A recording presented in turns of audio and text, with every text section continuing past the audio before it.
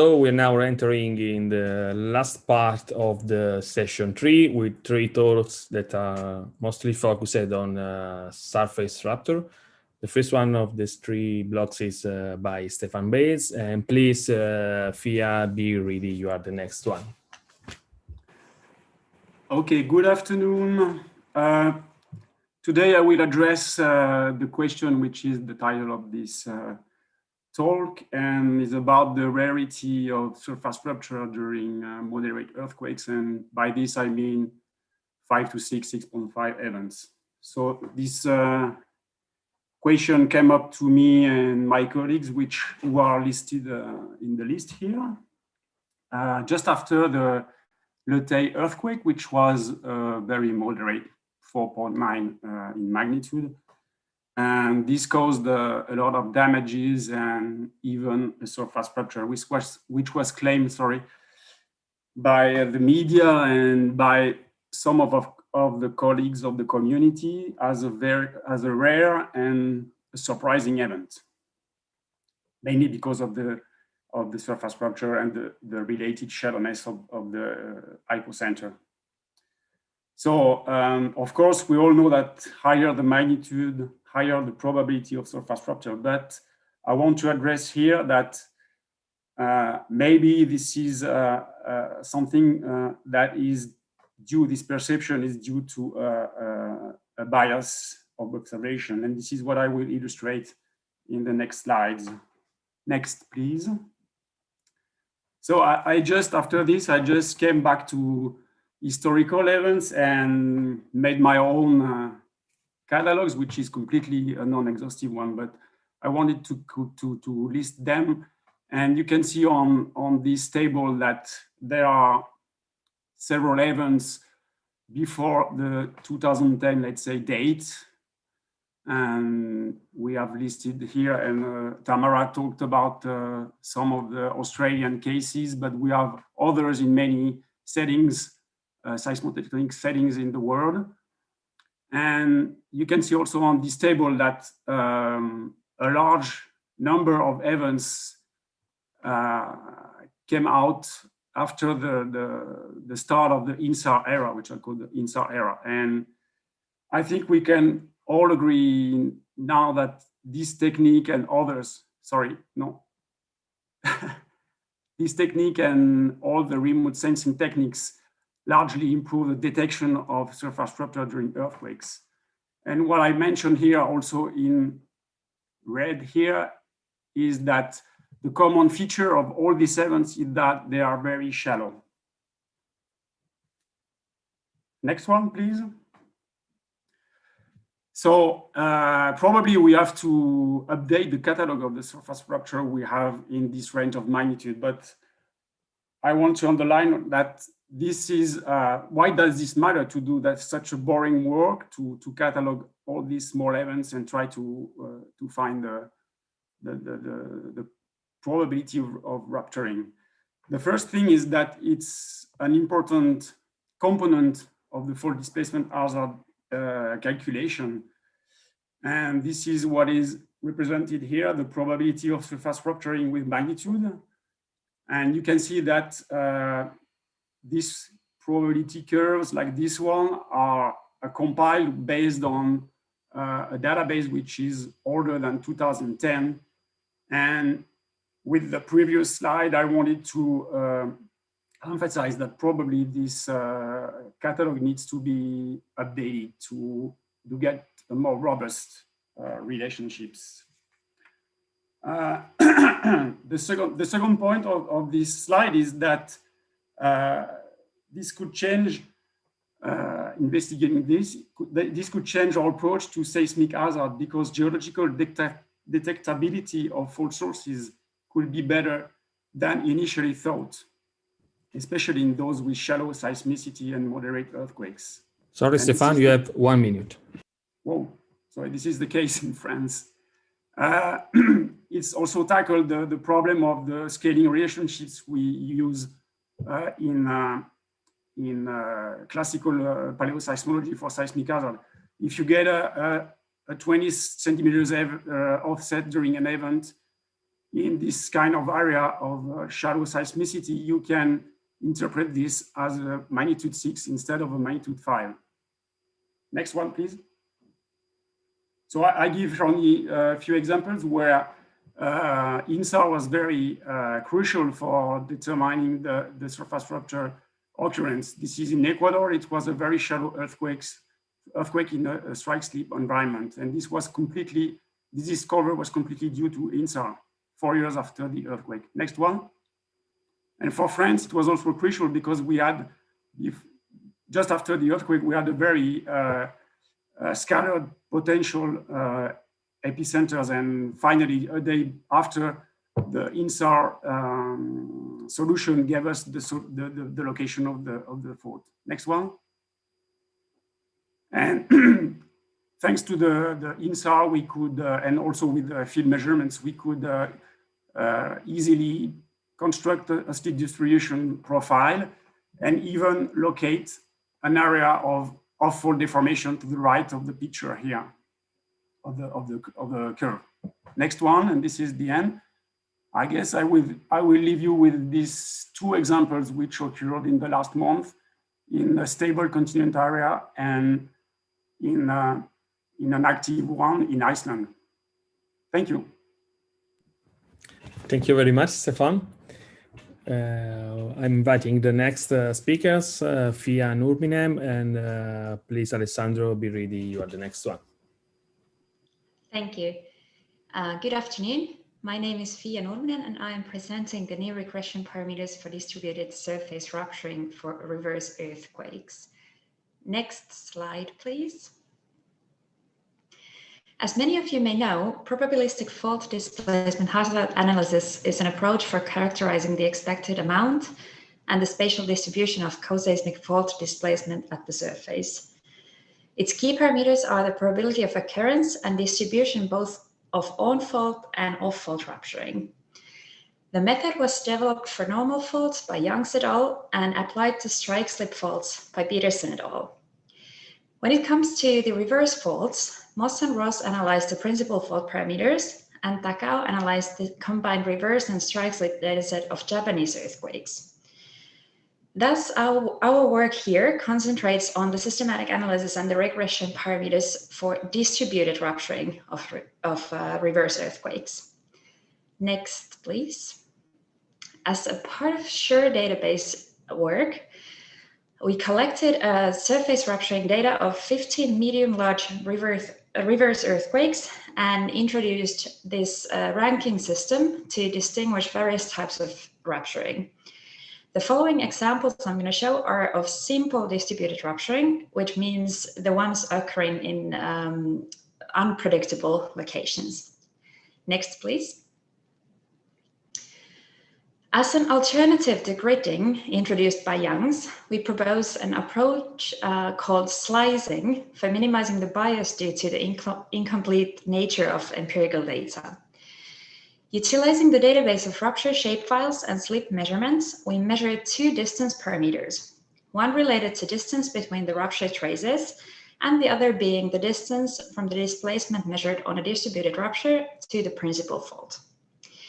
For estimating the slip associated to the point on principal fault nearest to the distributed rupture with slip parameter, we calculate the parameter using the two nearest displacement values and the corresponding distances.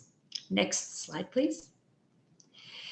Here, we can see the probability of at least a partial distributed rupture for 3 magnitude classes as a function of the distance from the principal fault at 0 on x-axis, hanging wall on the right and footwall on the left-hand side.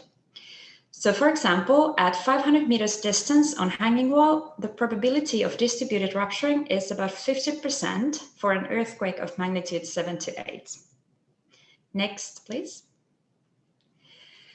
As the distributed rupturing does not occur continuously or homogeneously along the PF strike, we need a parameter to estimate the expected DR length. It is intuitive that the DRs are longer closer to the principal fault, and here we can see that the data verifies that observation and gives the threshold distances in which we can use different values of the coefficient F, describing the fraction of DR lengths to PF length. Next slide, please.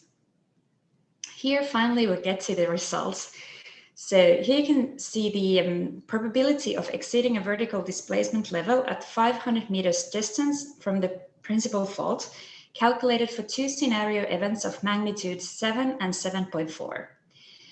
Notice the different shapes of the curves for hanging wall, solid line, and the footwall, which is the dashed line. So for example, the probability of exceeding a 50 centimeters displacement on 500 meters distance from the PF on hanging wall is about 80%, whereas on footwall is only about 10% for an event of magnitude 7. Next slide, please. The final hazard estimation for the site in concern, in this case, a site of 10 times 20 meters of footprint, located in 500 meter distance on hanging wall, is presented here by the curve of conditional probability of exceedance, which considers both probability of occurrence and exceedance. Sorry, Fia, you have 1 minute. Thank you, Francisco. Thus, at this site, the probability of observing a distributed rupture of 50 centimeters displacement is about 1.2% for an earthquake of magnitude 7 and about 1.5% for an event of magnitude 7.4. Last slide, please. Here's the link to the recent article we published with all the details of the method we applied and the dataset of those reverse earthquakes. Thank you. Thank you very much, Fia. Thank you. I'm inviting the last presenter of the session 3, Alessandro Valentini. Hi everyone. Today I want to introduce to you our probabilistic fault displacement hazard analysis benchmarking project that we are carrying out at the International Atomic Energy Agency. Next, please. In the IAEA Safety Standard Guide, pfdha is recommended for nuclear installation if an active capable fault is discovered and cannot be avoided. For this reason, the IAEA member states wish to have more practical guidance on pfdha, and so External Event Safety Section is preparing two technical documents. The first one to document the state of practice of pfdha, that is quite close to be published, and the second one to document pfdha in a benchmarking study. Next, please. Today I will talk only about the pfdha benchmarking study that consists of 3 steps. In the first step, we will validate and compare current published models. The goal of the step 1 is to engage with the owners of the currently published pfdha models and get from them other results for a simple fictional scenario with predefined seismic source parameters. The second step will expand to include other teams with experience in pfdha, and in the third step, we will document everything in a technical document. Next, please.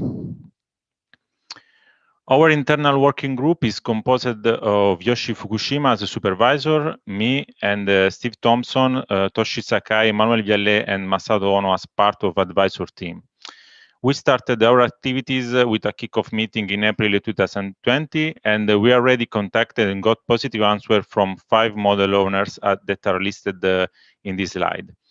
We already provided them input file, and we will virtual meet all together next January to discuss the result of the first step and figure out details for step 2. Next, please. Last week, we provided to model owners site coordinates and site dimension in an Excel file and shapefile format and a logic tree for source characterization that I will show in the next slide. And the model authors should provide by the end of the calendar year result as table, plots, and PowerPoint presentation, and also fault displacement equation logic tree that they want to implement. Next, please. On the right, there is a simplification of the Futagawa fault zone. The fault system used a seismic source in this first step. And we asked two modelers to run their code for a base case where the site of interest is the Kumamoto Prefectural Office, the blue star on the right. And this site is about 5 kilometers far from the primary fault, and also for 4 sensitivity case. One where the Suenji fault zone is the primary fault, and so the closest distance site fault is 0.6 kilometer. two cases where the site of interest is located on the primary fault, and the last one where the site is 10 kilometers far from the primary fault. Next, please. This is the geographical setting of the seismic source selected for the first step, the Futagawa fault system. Here, the magnitude 7 Kumamoto earthquake occurred on April 2016, ruptured the Futagawa fault and Suenji fault. The yellow stars are the location of the site for the base case and for the force sensitivity case. Again, we provided all coordinates and all input parameter to modelers via an Excel table and shapefile. Next, please. As I mentioned before, we provided also a logic tree for the fault source characterization, and in this slide is shown the example of this logic tree. We provided this input in order to explore epistemic uncertainty in the moment magnitude, occurrence rate, and fault source, and its impact in the hazard result. Sorry, Alessandro, you have 1 minute. Okay, thank you. All values for the base and sensitivity case are provided as Excel table and shapefile. Next, please. So just in conclusion, if you are interested in this project and want to participate as pfdha modelers in the second step that will start next February with a new and not yet published model, please send an email to me. Thank you. Thank you very much, Alessandro. Thank you. I will thanks once again all the speakers of these days for their very interesting presentation, and also for having been perfectly in time. You have absolutely facilitated my chair job. So I read there are a lot of questions in the chat. Bruno, I don't know if you are ready to summarize some of them or pose some of the questions. Yes, as the other time we had a lot of answers also in the chat.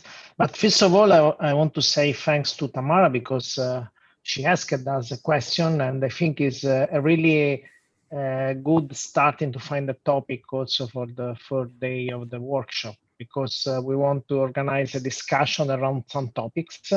We will organize the question and answers we have in the chat in a document and minutes that we will share, but also to find some topics. And the topic, so we can start to think all together about how to use in fault-based seismic hazard model faults without slip rate data.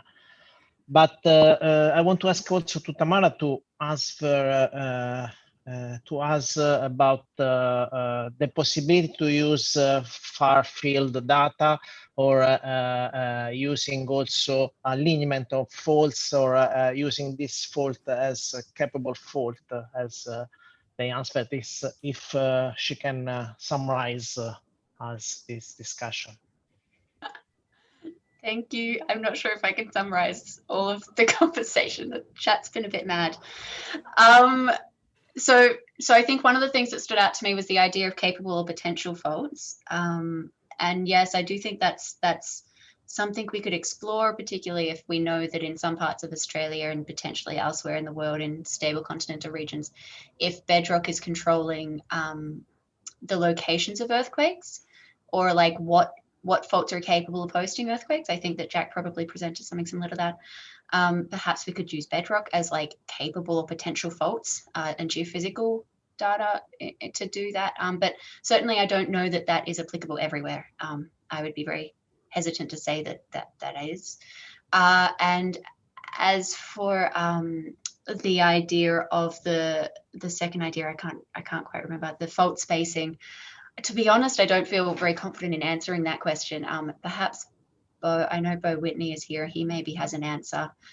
I'm not sure how applicable it is to Australia. One thing I forgot to mention for Australia is we have no strain rate. We have no measurable strain rate. So we don't, yeah, I think that maybe that is another complicating factor. So yeah, unfortunately, I don't feel confident in answering some of the technical questions. But no, it's okay to start thinking about this kind of problem. Okay, and Yes, maybe I want to ask again to Pierre the question by Jan. So how good is the historical seismicity catalog for that work, and how far in the past they extend? I think it's interesting for us to know more about the historical catalog there. I don't know if Pierre is connected. Yes, I'm here. Okay. I don't know if you heard me. Yes, we can. Yes. I'm not working on the historical catalog. Bueno, I'm using the historical catalog to identify potential fault source in order to study paleosismology along different fault system. There is a good compilation of the historical seismicity from Gerardo Suarez and collaborator. And I copy the link to this publication on the chat. In reality, the information is pretty good since the beginning of the colonization, because there are some reports of the events, all the events that occurred in the colonial Mexico, to report the information to Spain. So there is information pretty good of the last 400 years or 500 years. The information is much better since over the last 200 years, but we have enough information to locate the seismicity and know if it's crustal or subduction earthquake. But I will refer to the paper from Gerardo Suarez and collaborator for more information, because it's not my specialty. Okay, thanks a lot, Pierre. And okay, I think I will ask also to Stefan to summarize the discussion between the deep sleep man, so you, and the strike sleep man, so Jan. So the question is if the shallow surface small event is typical of deep sleep, or is a bias in your databases? Well, the list I presented is only, this is what I answered to Jan, is only based on my own background. This is not exhaustive one. And yeah, there are many, the majority perhaps are reverse earthquakes, but we have very few normal deep sleep in this case. So I don't know. This is something we have to explore. I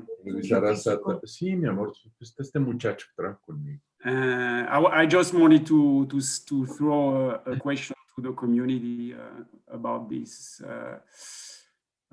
potential misunderstanding of the probability of surface rupturing during moderate earthquakes. I have no definitive answer to this. I'm sorry. No, okay. So I don't know if Jan want to say something, that your idea is that is more rare to have such kind of effects for strike slip faults, or is only a problem in the database?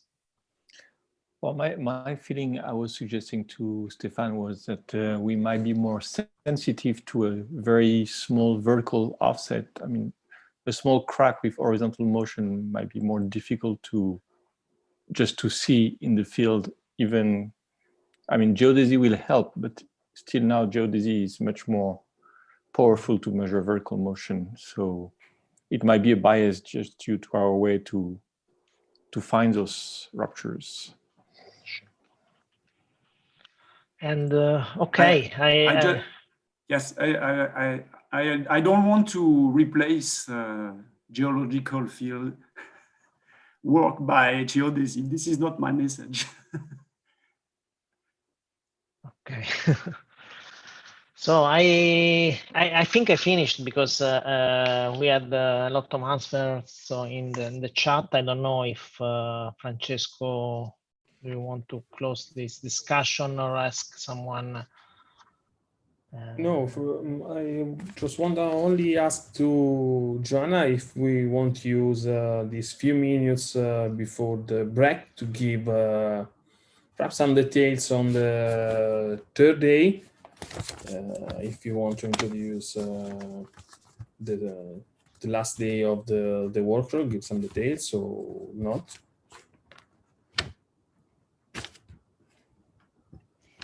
Yes, so on day 3, which is Wednesday, the 2nd of December, we will be having some open discussions. The thought behind this was really that one of the things that we enjoy in the Fault2SHA workshops is this ability to collaborate and really get into sort of a slightly more in-depth discussions about the issues that have been raised in general, as opposed to just sort of individual questions about individual talks.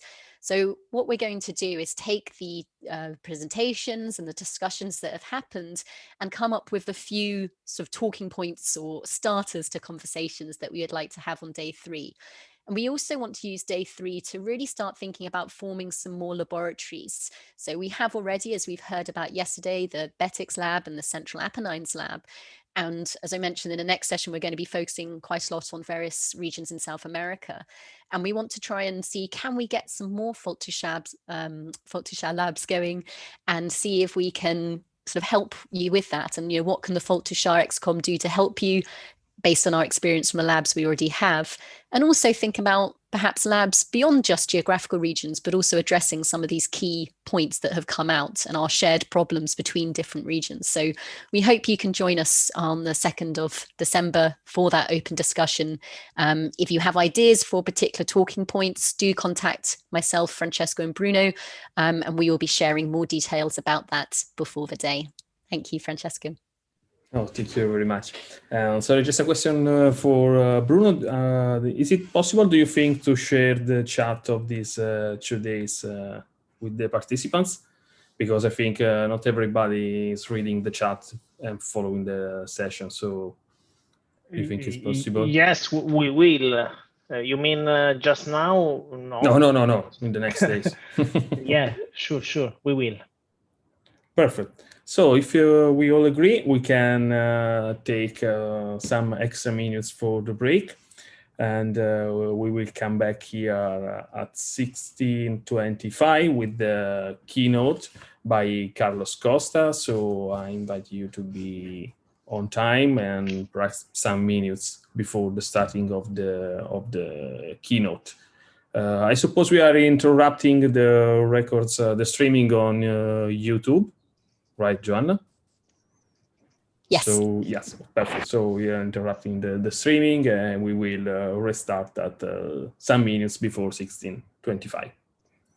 Have a good coffee. I think is right for all the time zones that are connected now.